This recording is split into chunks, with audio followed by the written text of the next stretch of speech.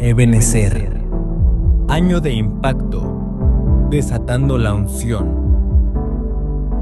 Viviendo el discipulado y activando el propósito.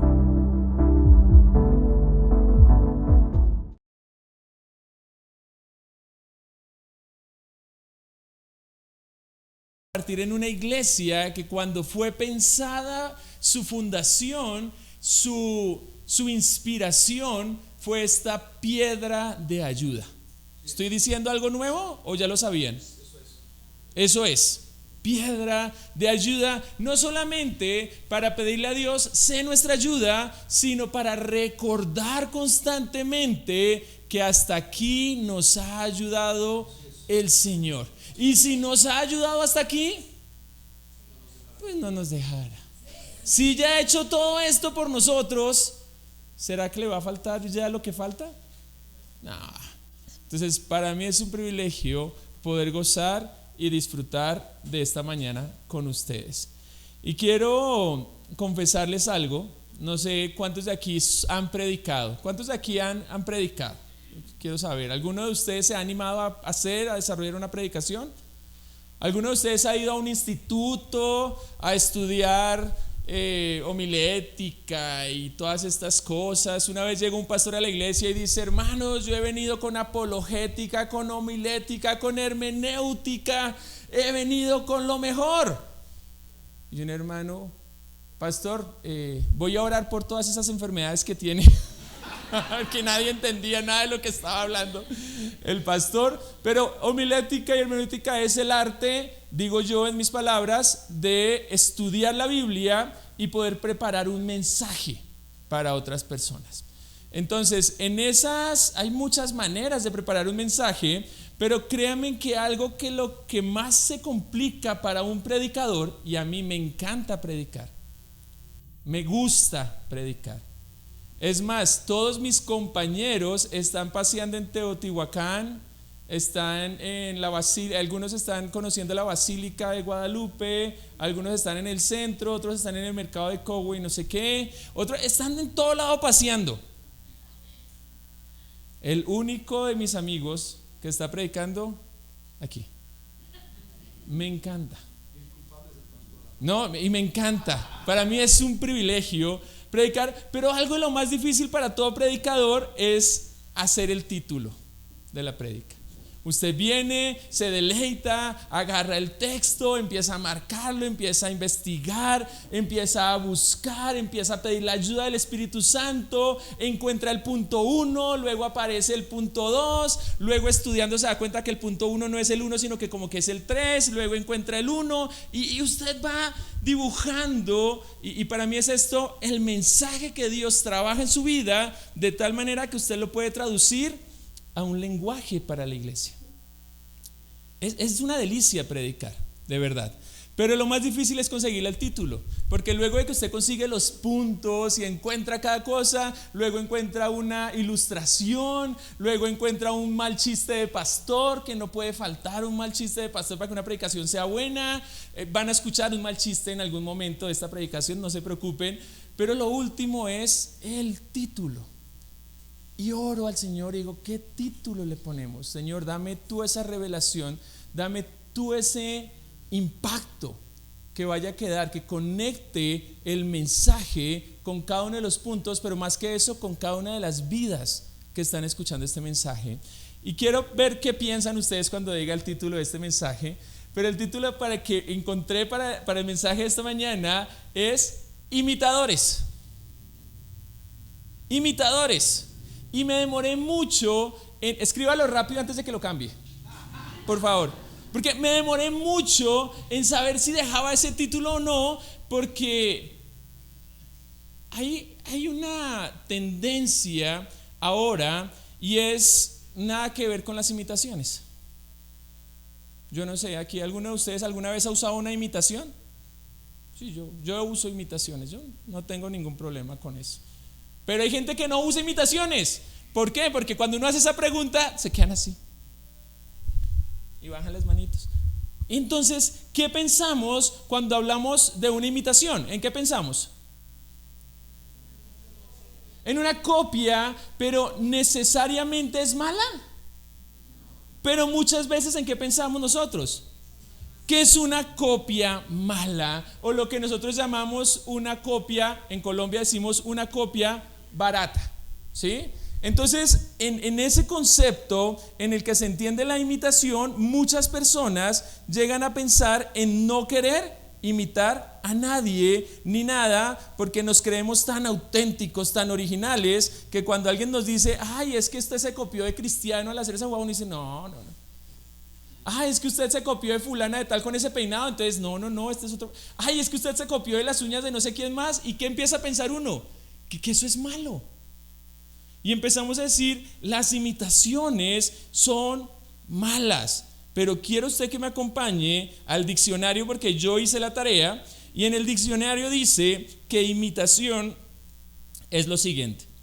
Y acá dice, imitación significa ejecutar una acción, un gesto o un estilo de otra cosa o persona, sea de forma consistente o inconsistente, para copiarla para que se parezca a un modelo. O sea, una copia o una imitación no necesariamente es malo, sino que es el esfuerzo de hacer o repetir algo de tal manera que llegue a ser igual a algo que vi. Y yo pienso en una copia, y yo creo que si yo quisiera hacer estos banderines tan hermosos, ¿me quedarían iguales?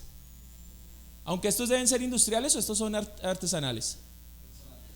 Esto una persona los cortó y los hizo de admirar. Listo, lástima que los que están en la cámara no pueden ver los banderines. Pero ¿cuánto tiempo podría tomarme a mí hacer un banderín así? No me sale. Ya el pastor ya me condenó. No me va a salir. Entonces, ¿podría yo vender mis banderines acá?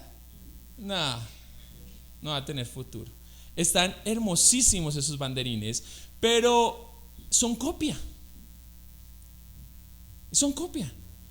Son auténticos porque alguien los hizo de su puño y tijera. No sé si es con tijera o si es con cuchilla, no sé cómo se hace.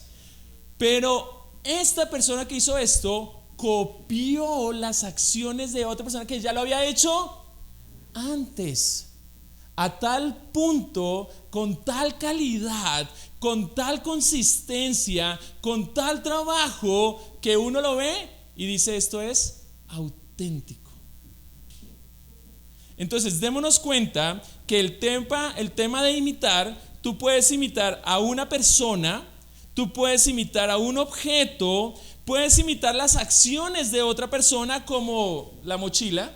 Mi papá usa mochila y yo uso mochila. Si mi papá viniera a predicar, él predica con las manos, yo predico con las manos, y tenemos un tono de voz muy parecido cuando hablamos. Esas cosas las logramos imitar. Y en las relaciones sociales uno tiende a imitar a un familiar o a un amigo, dándose o no dándose cuenta, sino que simplemente estar tanto con esa persona llegas a ser un imitador, a tal punto que te preguntan, ve, ¿por qué tomas ese jugo o tomas esta bebida? Y es, ay, porque mi papá la toma siempre, y ya comienzo a imitar esos rasgos. Entonces, considerando esto, quiero que nos quitemos de la cabeza que el concepto imitador es malo. Ahora, ¿qué hace una imitación buena o mala? La calidad. ¿Estamos hasta ahí bien? No se sienta mal si usted tiene una imitación. No se sienta mal. Ahora, si esa imitación es tan mala que va a caminar y en la esquina se le va a romper el zapato, pues no compre esa imitación. Eso está claro, ¿no? No es que por aparentar para una reunión voy a gastar en una imitación que no me va a durar ni 3 días. Pues, por eso es que hay imitación AAA, AA. Yo no sé, hay un montón. Yo sé el tema porque he comprado imitaciones, no tengo ningún problema. ¿Cuál es el asunto o cuál es la bronca, por decirlo de alguna manera, contra la imitación? Que el que se encargó de sacar un producto dice que es tan original que en su originalidad y en su legalizar sus derechos de autor quiere hacernos creer que imitar o copiar es malo. Pero esa persona se inspiró o imitó a alguien, de lo cual surgió un buen producto. Hay productos que no vale la pena imitar. Pero si nos vamos al concepto de personas o de artistas o de famosos, ustedes han visto ¿cómo se llama este programa? Yo lo veo. ¿Yo me llamo? ¿No han visto ese programa? Ese programa consiste, eso está en Colombia, creo que en Chile, en Argentina, en Venezuela, no sé por qué no está aquí en México, pensaría yo que está, pero es un programa que consiste en evaluar el arte de algunas personas y su talento para parecer a su artista favorito.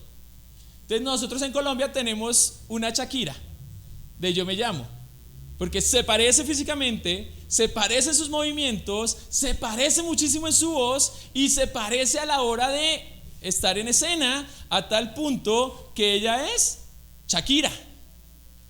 Obviamente invitarle a ella a un concierto es mucho más económico que invitar a Shakira.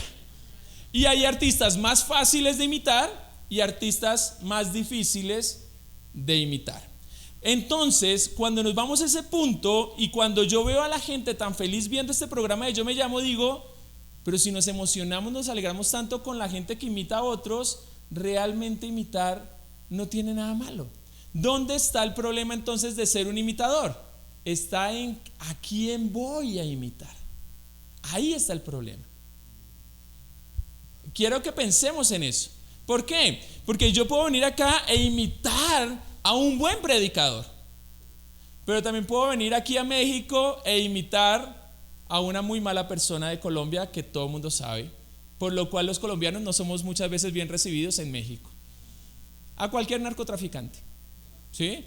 Y uno tiene hasta con qué imitar, con la voz, con la mirada, perdón, se me salió el argentino, no es, tengo amigos argentinos acá, pero se me puede salir con él. Mira pues, ¿qué querés? No sé qué. Y entonces uno empieza a hablar así, imitar como Pablo Escobar, y eso puede llegar a traer como cierto temor o cierto miedo. Yo siempre he pensado, si algún día me van a robar, yo digo, soy colombiano. A ver, y que les dé miedo, por lo menos, pues, porque digan, uy, este puede ser como fulano de tal. Entonces, imitadores, ¿qué vamos a aprender hoy? Vamos a aprender 3 cosas sencillas, muy fáciles, porque no quiero que las olvide. Es más, si usted quiere imitar este mensaje, copiarlo y llevarlo a otro lugar, llévelo. Lo regalo. No hay lío, no es mío, es de Dios, sale la palabra. Pero vamos a imitar 3 acciones, el qué y cómo imitar a la iglesia primitiva. Y esto suena raro, porque las iglesias en las que yo he estado, de las cuales yo he escuchado, muchas veces están buscando innovar. Vamos a algo nuevo, queremos ser los diferentes, queremos ser únicos, originales, y entonces vamos a hacer que nuestra iglesia sea diferente a todas las demás iglesias. Pero es que hay una iglesia que funcionaba. ¿Cuál es? La iglesia primitiva. La iglesia primitiva funcionaba. Y en esa búsqueda incansable de ser diferentes, terminamos adaptando cosas de marketing y terminamos adaptando estrategias de mercadeo, estrategias empresariales. Empezamos a imitar las canciones, la música, los fondos, la pintura, y yo me imaginaba que esta iglesia era una bodega con las paredes negras, que es como lo que estamos imitando hoy en día. Es la tendencia que está pasando, ¿sí? No hay algo tan bonito y tan colorido como el estilo de Ebenezer. Es realmente bonito. Los admiro por eso. Pero ¿a qué punto voy yo? Que estamos en una búsqueda incansable por llegar a ser como otros, pero realmente ¿dónde debería estar nuestro modelo? En la palabra de Dios. Y quiero que me regalen estos minutos que nos quedan para ir a la iglesia primitiva y ver qué hacían y cómo lo hacían y por qué les servía tanto. Cuando usted lee la palabra de Dios en Hechos y cuando usted empieza en Hechos capítulo 1 que viene en el Espíritu Santo, lo primero que pasa en la iglesia es que tienen el poder del Espíritu Santo para testificar a otros.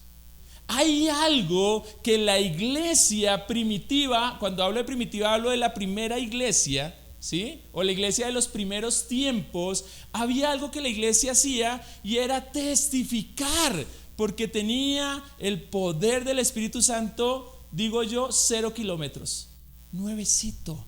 Ahí estaba intacto esa pasión, ese afán de a donde usted vaya estar hablando de quién, de Jesús.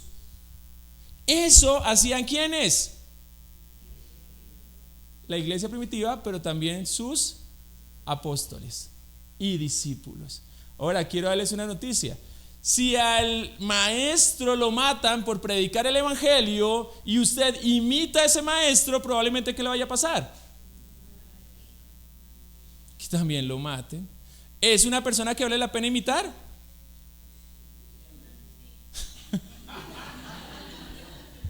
Ojo que va a quedar grabado. Va a quedar grabado. Amén. Sí, por eso mismo es que la iglesia era consciente de lo que estaban haciendo y estaban dispuestos a entregar la vida por imitar a sus maestros. ¿Que sus maestros estaban imitando a quién? A Jesucristo mismo, que estuvo dispuesto a dar su vida en la cruz para que cada uno de nosotros hoy en día tengamos una relación con Dios y seamos salvos. Yo estoy asombrado porque la palabra cristiano surge como una burla de un Cristo pequeño. Eso significa cristiano. Ay, miren a ese Cristo pequeño. Es como, ay, mira a esa persona que quiere ser como Cristo, ¿sí? Pero ¿por qué alguien llamaba a otra persona un Cristo pequeño o un cristiano? ¿Por qué? Porque cuando lo veía que hacía cosas como las que hacía Cristo o Jesús. Y a tal punto que, oiga, pero este cuando habla con la gente habla como Jesús. Oiga, pero es que este cuando se viste como Jesús. Oiga, pero es que este cuando come con las demás personas come como Jesús. Este cuando habla como Jesús. Este cuando pelea no pelea como Jesús. Y te voy a empezar a decir cristiano. Y ven la diferencia a tal punto de que hoy nosotros somos los que nos mencionamos, yo soy cristiano. Pero cuando tú eres un imitador, tú no tienes que mostrar que eres, sino que la gente vea que es tan bueno que nos diga, oye, usted tiene algo raro, ¿usted es cristiana? ¿Algunos le han preguntado alguna vez eso? ¿Usted es cristiano? Es que todos aquí mientras hablamos malas palabras, usted no dice malas palabras. Todos en la empresa roban, pero usted no roba. Todos mis amigos son infieles y mujeriegos y alcohólicos, pero usted no es alcohólico. Todas las mujeres con las que nos rodeamos en el barrio son chismosas, y usted no es chismosa. Espero. A tal punto que la gente cuando vea algo diferente en usted que se parece a Cristo, sean las personas las que digan, te voy a hacer una pregunta, ¿tú eres cristiano? Y uno decir, ay, sí. Ah, ¿y por qué lo sabes? No, porque me llama la atención. Yo quiero. Entonces queremos ser como Cristo. Esa era la convicción que tenía la iglesia cristiana. Por eso estaban dispuestos a morir por mantener su imitación o mantener su vida como la de ¿quién? Como la de Jesús. Entonces voy a volver a preguntar, ¿les gustaría ser imitadores? Depende. ¿De quién? De esta iglesia que estaba dispuesta a entregar su vida por ser como Jesús. De esta iglesia que crecía y crecía al pasar cada capítulo de Hechos, y entre más se predicaba y se extendía la palabra del Señor, ¿qué pasaba con la iglesia? Dice Hechos, crecía. Y para mí es asombroso ver los números en los que crecía, porque dice crecía en 2000, crecía en 3000, crecía y se agregaban 5000 personas a la congregación. igual que esta iglesia. Amén. Ahí vamos, diga, ahí vamos. Ahí vamos. Sí, ahí vamos. Queremos que eso pase, pero no sabemos cómo. Muy bien, yo no les voy a hablar de un libro de ayuda, ¿cómo se llama esto? De autoayuda. Ayuda a tu iglesia a crecer. No, esos libros yo no los compro.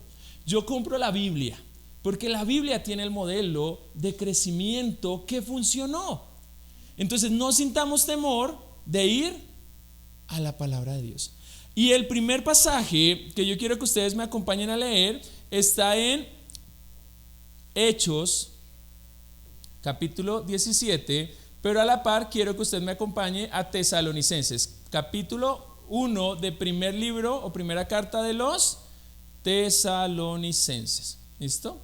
¿Por qué? Porque esta carta tiene dos cartas, entonces, primera de Tesalonicenses, segunda de Tesalonicenses, para mí es el modelo que deberíamos seguir como iglesia. Tesalonicenses es el modelo que deberíamos seguir como iglesia, aunque Pablo le escribió a causa de una problemática que había. Quiere decir que no es una iglesia perfecta, tiene problemas. ¿Ebenezer tiene problemas? Sí, ahí nos parecemos. En los problemas, por lo menos en los problemas nos parecemos, tenemos problemas. Pero es un modelo de iglesia que era ejemplo a otras iglesias de la época de Macedonia de Acaya. Y quiero ver cómo el primer versículo de 1 Tesalonicenses capítulo 1 empieza así diciendo: Pablo, Silvano y Timoteo a la iglesia de los Tesalonicenses. Reina Valera, ahí vamos.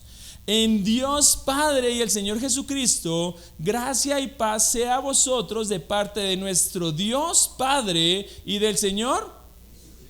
Versículo 2. Dice Pablo, Silvano y Timoteo, damos siempre gracias ¿a quién? ¿Qué hacen Pablo, Silvano y Timoteo? Interesante. Damos gracias a Dios por todos vosotros, haciendo memoria de vosotros en nuestras. ¿Qué hacían Pablo, Silvano y Timoteo? Oraban. ¿Qué hacían? Daban gracias. ¿Qué hacían? Y oraban. Y miren lo que dice acá el versículo 3: acordándonos. ¿Qué hacían Pablo, Silvano y Timoteo? Se acordaban sin cesar delante de Dios Padre de Dios Padre nuestro. ¿Y de qué se acordaban? De tres cosas: de la obra de vuestra fe, del trabajo de vuestro amor y de vuestra constancia en la esperanza en nuestro Señor Jesucristo. Estas son las tres cosas de las que quiero hablar hoy: obra de fe, trabajo de amor y la constancia en la esperanza de nuestro Señor Jesucristo. Pablo le dice a la iglesia, va a escribirles para regañarlos un poquito, pero antes de regañarlos, ¿qué hace Pablo?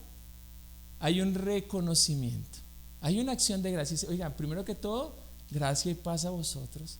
Segundo que todo, yo doy gracias a Dios por ustedes, aunque tienen problemas. Y esto es algo que me gustaría imitar como líder. Si usted es líder, si usted tiene discípulos, usted tiene que ser un líder que da gracias a Dios por sus. ¿Es fácil? No. Si usted tiene hijos, debería ser un padre que da gracias a Dios por sus. ¿Es fácil? No, a mí no. Ay, yo a veces lo veo y digo, uy, Señor, tú me le diste la adolescencia a los 13 años, porque si viviera la adolescencia a los 2 años, yo lo devuelvo. No es fácil dar gracias a Dios por un discípulo. Pero Pablo, Silvano y Timoteo dan gracias a Dios, oran por sus discípulos, pero algo que realmente me impacta es que saben y se acuerdan de en qué andan sus discípulos. Un buen pastor, un buen líder, un buen maestro, un buen discipulador sabe en qué están sus discípulos. Comparte con ellos. Sabe que se quedó en la casa hoy porque llegaba la suegra a visitar. Sabe que no pudo venir porque tiene un negocio, está trabajando y está sirviendo al Señor. en el trabajo. Sabe en qué están sus discípulos, y Pablo, Silvano y Timoteo saben 3 cosas de la iglesia de Tesalónica, y sabe que ellos obran en fe, trabajan en amor y son constantes en la esperanza de Jesucristo. Ahora, ¿qué es obra de fe? Porque aquí me van a preguntar, listo Andrés, ¿qué hago? ¿Qué hacemos como iglesia de Benecer? ¿Qué tenemos que hacer? Estas 3 cosas. Yo quiero venir en un año, o quiero mandar una carta, ya no se mandan cartas, quiero mandar un WhatsApp. De pronto en un año ya no se manden WhatsApps. De pronto, como al mundo de rápido, quién sabe qué esté pasando en un año. Pero quiero mandar una carta y decir: Pastor Pascual e Iglesia de Benecer, ha pasado un año, pero me acuerdo de ustedes y me acuerdo de su obra de fe, trabajo de amor y esperanza o constancia que tienen en la esperanza de Jesucristo. Pero para eso yo tengo que saber en qué andan. Pablo, para escribir esta carta, mandó a Timoteo a Tesalónica para que Timoteo le dijera cómo está Tesalónica, y desde Corintio escribió esta carta, pero esta carta resalta las 3 cosas en las que andaba la iglesia. Pero Andrés, ya sabemos que es obra de fe, queremos saber qué es obra de fe. Obra de fe es como cuando usted está en una construcción, en una obra. ¿Cómo se llama una construcción? Cuando están en una obra. Una obra tiene que ver con la edificación de algo. Y cuando el texto está hablando que Tesalónica tiene obra de fe, está diciendo: ustedes como iglesia están aportando a la edificación, al crecimiento de la fe, a la expansión de la fe. Eso es lo que está diciendo con esta primera cualidad. Obra de fe. ¿Qué es obra de fe? Cuando nosotros como iglesia estamos aportando a la edificación del reino de Dios en la tierra. ¿Y cómo se hace eso? Porque ahora es el cómo, ya sabemos el qué, ahora es el cómo. ¿Cómo edifico yo el reino de Dios? ¿Cómo? Los escucho. Ahí sí quiero que me acompañen a Hechos 17 para que veamos cómo lo hizo Pablo. Y Pablo en Hechos 17 está junto con ¿quién? Aquí dice, después, versículo 1, capítulo 17 de Pablo. Si lo están poniendo atrás, voy a dar un segundo. Esto es tecnología. Muy bien, gracias. Dice, después de pasar por Anfípolis y Apolonia, llegaron ¿a dónde? Donde había una sinagoga de ¿quiénes? Miren lo que hacía Pablo. Pablo, como acostumbraba, fue a ellos, y por 3 sábados, ¿qué hizo Pablo? Discutió con ellos basándose en las Escrituras. Cuando vemos 3 sábados, estamos hablando de 3 semanas. 3 días de reunión. Es como si yo me quedara aquí para imitar a Pablo. Tendrían que aguantarme 3 domingos seguidos. ¿Listo? Está bueno. Para mí no, por mi familia, pero por la comida yo me quedaría eso y muchísimo más. Y todo lo que tiene México es un país realmente muy hermoso. Pero ¿qué pasó aquí? Dice que Pablo, como acostumbraba, fue y discutió con ellos basándose en la Escritura. ¿Usted sabe qué es obra de fe?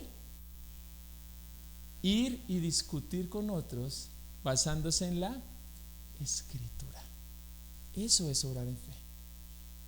Predicar el nombre de Jesús, extender su fe a lugares donde no ha llegado el nombre de Jesús a mencionarse. Que usted hable de Jesús en su trabajo, en su colegio, en su universidad, en su barrio, en su familia. Esa persona que constantemente predica a Jesús es alguien que está obrando en fe. ¿Cómo lo hacía Pablo? Y aquí me van a decir, Andrés, entonces toca pelear, porque es que yo discuto muy bien con mi esposa. O a mi esposa le encanta discutir. Muy bien, pero quiero que entendamos algo. Discutir no es pelear. El concepto bíblico de la palabra discutir quiere significar que es una práctica por medio de las preguntas que yo hago acerca de la Biblia, logro generar en ti una reflexión de la palabra de Dios. Quiere decir que discutir no es pelear. Discutir es una buena conversación que por medio de preguntas de la Biblia, de Dios, de Jesús, de tu vida, puedo generar una reflexión en ti de que necesitas a Cristo. ¿Cuántos tendríamos la capacidad de una discusión así? No, nos gusta más la otra discusión. Discutir no es pelear y decir es que estás mal. Discutir y seguir el ejemplo de Pablo es preguntarle, ¿y cómo te sientes? ¿Sientes que lo que estás haciendo está bien o está mal? ¿Por qué crees que estás haciendo lo que haces? ¿Cómo podrías hacerlo mejor? ¿Quién crees que necesitas para hacerlo mejor? Y con base a preguntas, generar en la otra persona una necesidad por entregar su vida ¿a quién? A Jesús. Porque si yo tengo un amigo que es mujeriego, ¿debo llegar y satanizarlo de una vez por mujeriego? ¿Por qué? ¿Qué va a pasar con ese amigo? Pues se va donde otros amigos mujeriegos donde nadie le friegue la vida. Pero si está cerca a mí, yo debo es discutir y generar una reflexión en él por medio de hacer preguntas inteligentes, digo yo. Preguntas abiertas. ¿Cómo te sientes? ¿Sientes que esto está bien con tu vida? ¿Qué pasa con la vida de las personas con las que estás? ¿Cómo era tu familia antes? Tengo que conocer a la persona. Y aquí va un tema de discipulado interesante, que antes de juzgar debo conocer al otro. Y cuando lo terminas de conocer, ya no tienes que juzgarlo.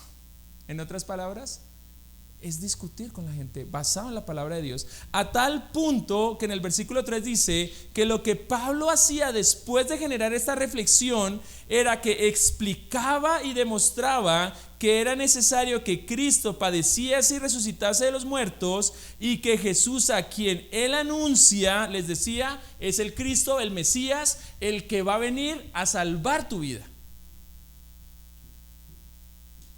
Y suena innovador. Digo yo, suena como nuevo. Uy, Andrés, ¿cómo así? Antes de decirle a la persona usted está en pecado, necesita a Jesús, se arrepienta y vaya, ¿yo tengo que conocerlo? Eso es nuevo. No, no es nuevo, eso está escrito hace más de 2000 años. ¿Cómo predicaba Pablo y cómo predicaba Jesús? Relacionándose primero con las personas. ¿Cómo puedes hacer que tu fe crezca en los ambientes donde tú estás? Relacionándote con las personas. ¿Cómo lo puedes hacer? Por medio de preguntas. No vayas con juicio, no vayas con castigo. Pareciera que hemos aprendido a evangelizar de Jonás. A mala gana, diciéndole que se van a morir. No aprendas de ese modelo. Aprende como lo hacía en la iglesia primitiva. Discutir con las personas es conversar, tener conversaciones importantes donde la persona diga, ¿qué hago? Donde la persona se quiebre y diga, amiga, amigo, necesito lo que tú tienes, necesito a Jesús. Y ahí sí tú puedes decir, ven y conoces a Jesús. Eso es obra de fe. ¿Fácil o difícil?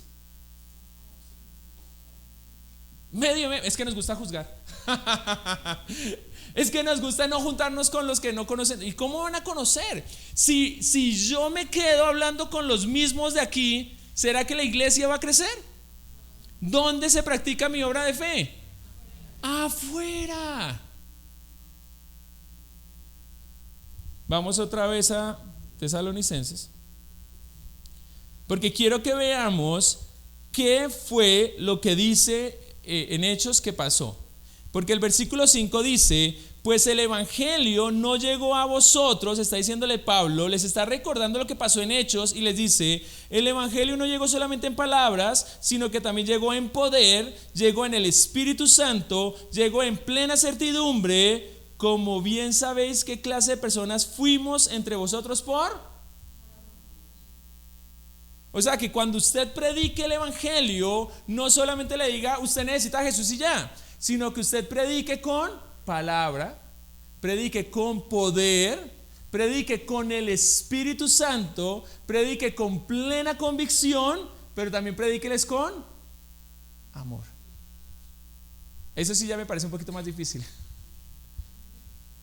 No es solamente la palabra que está ahí en la Biblia, sino que tiene que hacerlo con plena certidumbre, convencido de que el mensaje que está predicando de Cristo es el mensaje que necesitan oír las personas.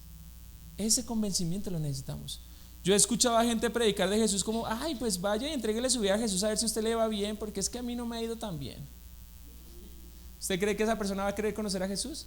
Aunque esté convencido, con alegría. Versículo 6 dice, y ustedes vinieron a hacer ¿qué?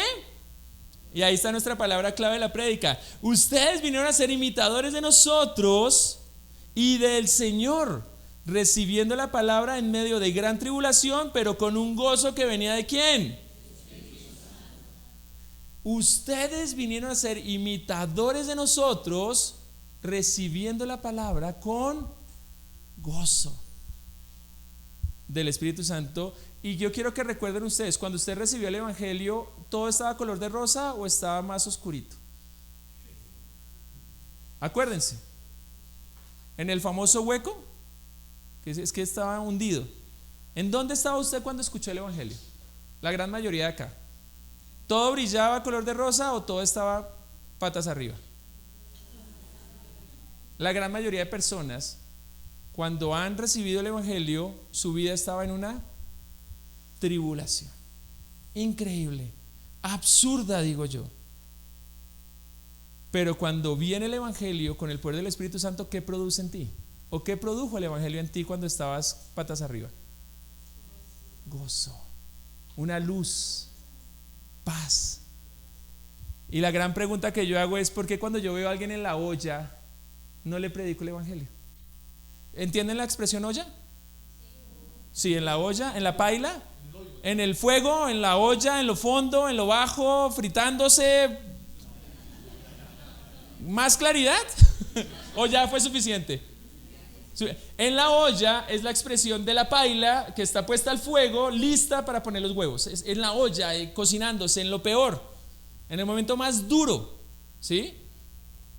Pero si a nosotros nos sirvió, ¿por qué no cuando escuchamos a alguien llorar, por qué no vamos y lo abrazamos y le hablamos de Jesús? Y esto es algo que a mí me confronta mucho, porque yo veo a gente con necesidad y digo, ay, que Dios lo ayude. ¿Y quién le va a hablar del Evangelio? ¿Cómo hago que mi obra de fe crezca? Siendo luz en donde hay oscuridad. Así es. Tu amiga se peleó con el novio y está llorando vuelta a nada. Ese es el momento de predicarle a Jesús. Tu amigo el empresario quebró y está en la ruina y no tiene plata. Ese es el momento de hablarle de Jesús. Perdieron un familiar querido, tus vecinos. Ese es el momento de ir y hablarles de Jesús. Pero a veces somos tan respetuosos que decimos, ay, este no es el momento. Cuando esté bien le hablo de Jesús. ¿Y cuándo?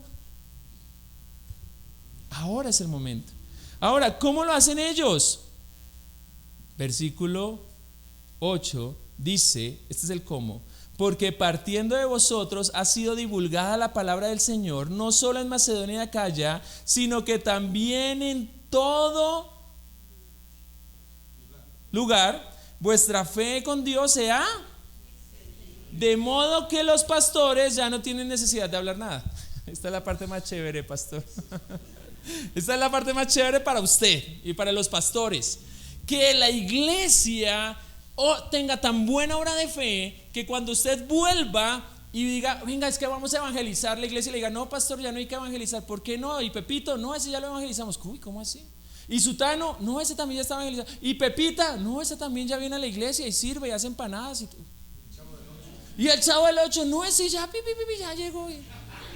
Increíble. Y entonces uno dice, wow, es tan buena la obra de fe de la iglesia que yo ya no tengo que volver. El pastor ya tiene que decir, pues muchachos, me voy a ir a otro municipio porque es que aquí ya se siente que Cristo reina, ya se siente la obra de fe. Esa es la primera. ¿Cómo somos una iglesia que obra en fe?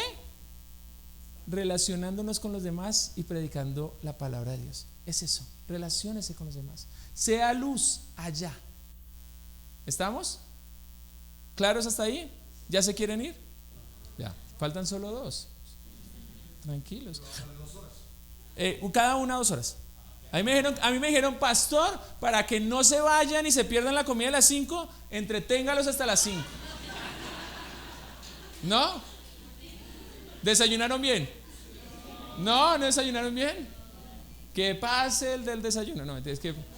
Muy bien, listo. Perfecto. Entonces, terminamos nuestro primer punto y es, ¿en qué debo yo imitar a la iglesia de Tesalónica? En tener una actitud de expandir el evangelio. Aprovechar cualquier oportunidad para predicar el evangelio.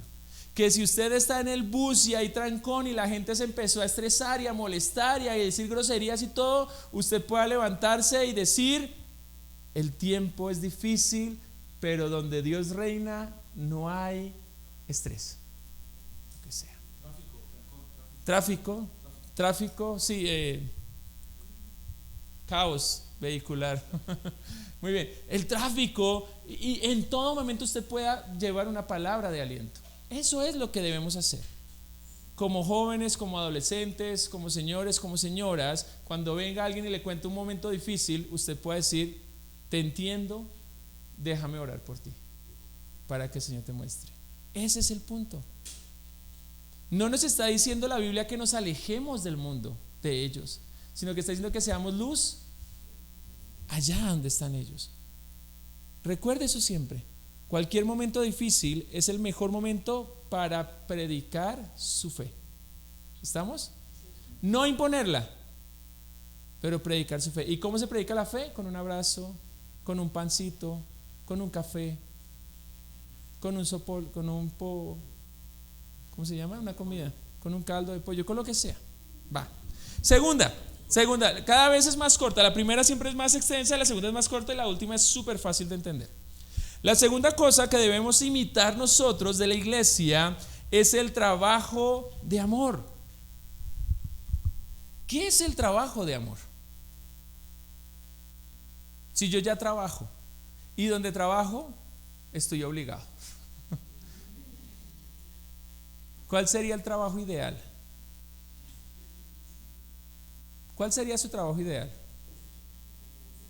Si le pregunto a mi hija, me dice: papá, que me paguen por probar camas y dormir 4 o 5 días seguidos. Ese sería el trabajo de mi vida. Pero ese trabajo de amor tiene que ver con el versículo 9, donde dice: porque ellos mismos, y está hablando de las otras iglesias, cuentan de nosotros, de la manera que nos recibisteis y cómo os convertisteis a Dios, abandonando ¿a quiénes? ¿Para servir a quién? Entonces, versículo 9 dice que Pablo, Silvano y Timoteo fueron muy bien acogidos o recibidos y fueron muy hospitalarios los de la iglesia con ellos. ¿Qué es trabajo de amor?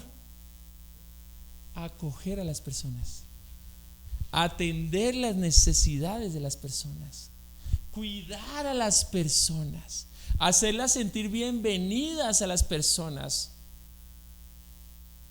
como lo hicieron con nosotros, porque alguien nos predicó el evangelio. ¿Qué está pasando que yo no lo estoy predicando a otra persona? Y esa iglesia me ha acogido, ha llegado a ser como mi familia. ¿Qué debo hacer yo? Acoger a otras personas también, escucharlas, abrazarlas, cuidarlas, atenderlas, alimentarlas. ¿Cuál es el trabajo de amor? Abandonar a los ídolos y servir a Dios. Servir. Y aquí va una frase cliché que todo el mundo conoce: pero el que no vive para servir no sirve para vivir. Si eso lo dice el mundo, ¿qué se espera de nosotros como cristianos? Que sirvamos a los demás, que sirvamos, que nuestras casas sean casas de refugio, que si en esa casa hay un cristiano, cualquier vecino sepa que si yo voy allá y pido azúcar me van a dar, porque los cristianos son hospitalarios. Qué lindo, ¿no? Porque es que así nació la iglesia cristiana. Pero ahora somos los más cerrados, más aburridos, más gruñones. Ahora somos los cristianos los que llamamos a la policía para que el vecino al lado le baje la música. ¿Qué estamos jugando? ¿A qué estamos jugando? Cuando el cristiano debe ser aquella persona a la que cualquier vecino quiera ir cuando necesita ayuda. Cuando el cristiano debería ser ese Ebenezer en cualquier lugar donde una persona que necesita ayuda pueda acercarse y recibir una acogida, y recibir un abrazo, y recibir una comida, y recibir algo. Escucha, atención. ¿Usted quiere ser una iglesia que crece? Sus miembros, cada uno de ustedes, tiene que trabajar en amor. ¿Cómo lo hace? Sirviendo. Hay algo que me gusta de esta expresión, y es que cuando dice trabajo, quiere decir que no es fácil. Porque trabajo significa cualquier actividad que genera un esfuerzo. Pero por generar un esfuerzo no se debe hacer. No, es trabajo, hay que hacerlo. ¿Qué tiene que hacer la iglesia? Servir. ¿Es fácil? ¿Nace? No. Tiene que esforzarse, tiene que negarse a usted mismo para servir a los demás. Voy a dar mi ejemplo, suena muy mal que dé mi ejemplo, pero voy caminando por la calle y voy con mi hijo más pequeño y mi hijo se asombra y me dice: papá, ese señor de la calle no tiene zapatos. ¿Cómo hace para caminar y reciclar su comida? Me partió el alma, mi hijo. Me partió con esa pregunta, me partió porque yo ya lo había visto y ya lo había ignorado. O sea, yo vi al indigente, en Colombia le llamamos indigente, o al señor de la calle, o al homeless, o como ustedes le digan, no sé. Yo lo vi y en mi mente vi que era seguro pasar por ahí, agarré a mi hijo, lo esquivé y yo iba por el lado. Cuando ya estoy pasándolo, ya pasó lo inseguro en mi mente, mi hijo me jala la camiseta y me dice: papá, ¿cómo hace él para caminar con este frío, con esta lluvia, descalzo, para buscar comida?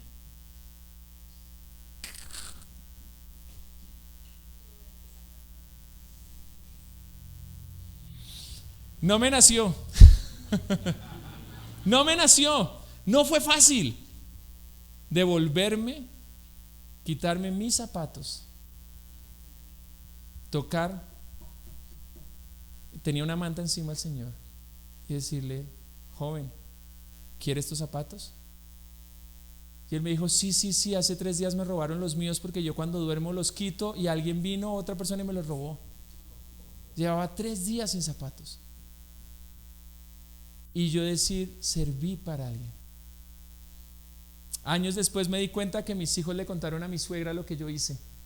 Y mi suegra me admira y me ama por eso. No sabía. Tú no sabes a qué punto, no sabes qué alcance va a tener una buena obra que tú hagas. Me di cuenta porque ella le contó a otra persona admirada de mí. Y cuando ella contó el cuento, yo le digo: Yoli, ¿tú cómo sabes? Porque Arturo me contó. Mi hijo fue afectado por la obra o el trabajo de amor que yo tuve con alguien que no tenía unos zapatos. Andrés, ¿y cómo hiciste? Caminé 4 cuadras sin zapatos. 4 cuadras, él llevaba 3 días. Yo caminé 4 cuadras hasta mi casa sin zapatos. Pregúntate a ti mismo: ¿qué puedo hacer yo hoy para mostrar mi servicio a otras personas? Pregúntate y escríbelo: ¿qué puedo hacer yo hoy? ¿Cómo puedo servir a otras personas? ¿Qué necesidades he visto que Dios me dé el poder para suplir esa necesidad en otra persona? ¿Tú tienes 2 celulares en casa? ¿Tú tienes 2 audífonos en casa? ¿Tú tienes 2 zapatos en casa? ¿Más?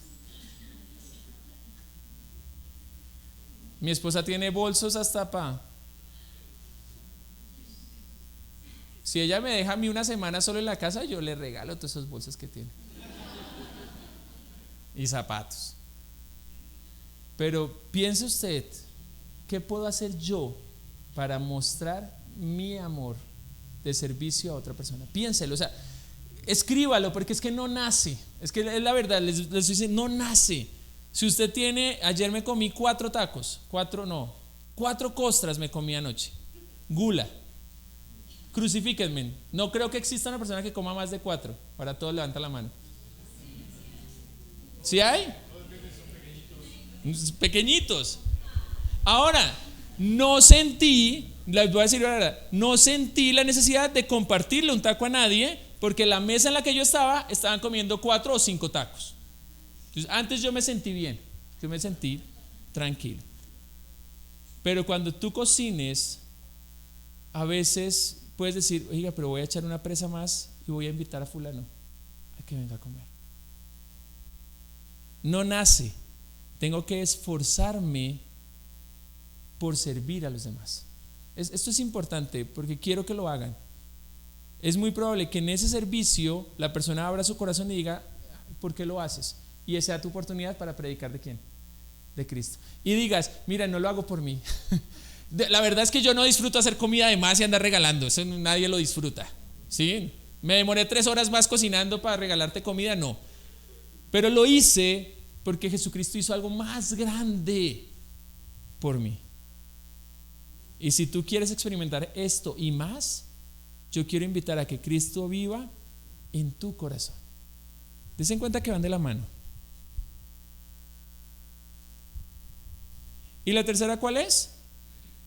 Constancia en la esperanza. ¿Qué es ser constante en la esperanza? Ser constante en la esperanza está en el versículo 10 y lo dice muy claro, y es esperar de los cielos a Jesús su Hijo, el cual resucitó de los muertos, a Jesús, a quien nos libra ¿de qué? De la ira venidera. Entonces, ¿qué es ser constante en la esperanza? Ser constante en la esperanza significa esperar a Jesús, estar listo. Tener todo listo para cuando Jesús vuelva.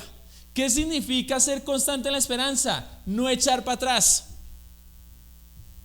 Hay un dicho por ahí que dice echar para atrás ni para coger impulso. Retroceder nunca, rendirse jamás. Creo que salió en una película de boxeo, de cara, no sé, una película de famosos de hace años. Lo que quiero decir que es la tercera práctica que tenemos nosotros que imitar, es estar listos para cuando Jesús venga. ¿Cómo estoy listo o preparado para cuando Jesús venga? Así como cuando usted está esperando a alguien en su casa y arregla todo. Es que va a venir mi familia de otro país. ¿Qué arregla usted? El cuarto, la cama, lava las sábanas, se pone una toalla nueva, compra mercado, le pone candado a la nevera. No. Cuando usted está esperando a alguien, ¿usted qué hace? Tiene todo listo y limpio para que cuando esa persona venga, ¿cómo se sienta? A gusto, rico. Y la persona dice, óyeme, gracias Marta, me estabas esperando. Wow, qué rico. Pero cuando la persona le dice, voy a llegar el 7 de abril y usted tiene todo listo el 6 y no llega el 7. Ay, bueno. No llega el 8. Y yo aquí apretadito y le tengo el cuarto allá libre, vacío. No llega el 9, no llega el 10. ¿Qué hace usted el 11? Ya aquí usted no va a llegar nunca ya. Y agarra el cuarto y vuelve y tira la ropa allá. Y entonces vuelve y ensucia. Y entonces ya no hago mercado. Y entonces ya me puedo tomar lo que tenía nuevo, porque era para que la persona viera que la nevera está buena. Entonces ya me lo va a tomar, la nevera se baja. Y en ese momento, ¿quién llega? La persona a la que estaba esperando. Muy bien, ¿qué pasa con esperar a alguien? Y es que siempre esté preparado. Que si el día 11 no llegó, usted vuelve y limpia otra vez. ¿Por qué? Porque la persona le dijo, yo voy a ir. Y eso fue lo que nos dijo Jesús. Jesús nos dijo, oigan, yo voy a volver por ustedes. Quiero preguntarles, ¿cómo está la habitación de su vida para Jesús? ¿Cómo está esa habitación? De pronto cuando entregamos nuestra vida a Cristo, arreglamos nuestra vida. Ay, que Cristo venga mañana, estoy bien, que Cristo. Pero pasaron ya 2 años, pasaron ya 3 años, pasaron 40 años sirviendo a Dios. ¿Cómo está esa habitación? ¿Está lista para que Él venga? ¿O cómo está? ¿Vuelta a nada? ¿Con polvo? Hace rato no entro. Es que como Jesús no ha vuelto, yo hace rato no limpio. ¿Cómo está la habitación? Dios nos llama a que imitemos a la iglesia. Pero no solo eso, sino que imitemos a nuestros pastores. Y si ellos han dejado mucho por nosotros, también nos invita a que nosotros dejemos mucho por los que van a venir. No estén contentos con la iglesia que tienen. Este es mi mensaje ya mío personal. No esté contento con esta iglesia. Esté contento con la iglesia que está preparando para el que va a venir. Amén. A ese. ¿Qué iglesia le está dejando usted al vecino que aún no ha venido? ¿Qué estamos haciendo con nuestra congregación? ¿Qué estamos haciendo con nuestra vida? ¿Estamos sirviendo? ¿Estamos predicando? ¿Estamos listos y firmes para cuando el Señor venga? O como hacen algunos en el bus y es, ay, ya viene el bus, pero ay, yo mejor me voy y me devuelvo. Y cuando vuelvo ya no está ¿qué? Ya no está el bus. Y lo digo mucho a los jóvenes y adolescentes que están acá en la iglesia, porque a veces dicen, ay, yo llevo 8 años acá en la iglesia, pero en la universidad yo me voy a tomar 5 años apartado de Dios y después vuelvo. No estás listo, no estás siendo constante en la esperanza de Jesús. Dios nos está llamando a que seamos firmes en el llamado que Dios nos ha dado. ¿Estamos claros? Seamos imitadores de nuestros pastores, como ellos lo son de Pablo, como Pablo lo fue de Jesús. Alguien me preguntó, o yo pregunté en una clase, porque doy clases de Biblia también, y yo pregunté en una clase y dije, bueno, chicos, si la iglesia crece o crecía, ¿por qué nuestras iglesias de hoy en día no crecen? Y alguien me dijo, pastor, fácil. Yo le dije, ¿por qué? Dime, ¿tienes la respuesta? Me dijo, sí, yo tengo la respuesta. No ChatGPT, alguien tenía una respuesta. Y me dice, pues porque Pablo tiene la culpa. Yo, ¿Pablo? ¿Pablo el de la Biblia? Sí, Pablo. Le dije, ¿por qué? Me dijo, porque Pablo cuando predicaba y Pedro se convertían miles. Pero si Dios hubiera querido que se convirtiera todo el mundo, ellos no se hubieran muerto. Si Él no se hubiera muerto, si Él no se hubiera metido en problemas, si se hubiera muerto, ya hubiéramos alcanzado a toda la iglesia. No. Es que ¿por qué queremos que otro haga la tarea? Cuando la tarea la tenemos que hacer cada uno de nosotros. El que está llamado a evangelizar y discipular no es el pastor, es cada uno de nosotros. Y si la iglesia crece y no cabemos en este templo, no importa, hay otra y casas. Vamos a orar. Y si usted quiere hacer un compromiso con el Señor, póngase de pie. No le va a preguntar su nombre, no sé, pero haga un compromiso de que, Señor, quiero imitar esta vida. Quiero que me uses y que tu Espíritu Santo guíe mi fe, cómo se extiende, mi trabajo de amor, y que me ayude a ser constante en esa esperanza que tenemos en tu Hijo Jesucristo. Señor Padre Celestial, te damos muchísimas gracias por este tiempo, Señor, por tu palabra, por la manera en que podemos deleitarnos en lo simple y sencillo, Señor, que siempre ha estado ahí en tu palabra, pero que muchas veces por los afanes, por los ajetreos, por las dificultades, por las preocupaciones, por la vida fácil que nos quiere vender el mundo, ignoramos tu palabra, Señor, y nos concentramos en vivir apenas nuestra vida, Señor, como medio se pueda vivir. Pero Padre Celestial, tú no nos llamaste para sobrevivir o subsistir en la vida, Señor, en la tierra. Tú nos llamaste para ser discípulos en la situación en la que nos encontremos. Ayúdanos a recordar ese primer amor. Ayúdanos a volver a vivificar ese fuego por ti, Señor. Ayúdanos a volver a recordar que tu Espíritu Santo lo que produce en nosotros es una pasión por predicar tu palabra, Señor. Ayúdanos a recordar que tú nos has llamado a servir a los que no son de la iglesia también, Señor. No solo aquí en la iglesia, sino también hacia afuera nos has llamado a servir. Y ayúdanos a recordar que tú quieres que permanezcamos firmes en tu iglesia, Señor, en tu palabra. Y Padre Celestial, obviamente te pedimos perdón si hemos fallado en una de estas tres o en estas tres instrucciones tuyas para nosotros. Perdónanos si hemos fallado, Señor, pero cada vez que fallamos también nos recuerda la maravillosa fidelidad de tu parte, que aunque fallemos, tú nunca fallas para nosotros, Señor. Ayúdanos a ponernos de pie, Señor, a levantarnos e ir conscientemente de que trabajamos no para Ebenezer, trabajamos para el Dios Padre de Ebenezer, Señor. Por lo tanto, si mi trabajo queda a 2 horas de acá, Señor, y allá puedo predicar el evangelio, lo predico allá, y que esa persona se congregue en otra iglesia, no importa. Lo que importa es que más personas entreguen su vida a ti, Señor, por medio de la obra de fe de esta iglesia, Padre Celestial. En Cristo Jesús te damos muchísimas gracias y pedimos que afirmes y que nos recuerdes este compromiso constantemente, Señor. En Cristo Jesús te damos muchísimas gracias. Amén. Esperamos que esta transmisión haya impactado tu vida. No te olvides de compartirla. Hasta la próxima.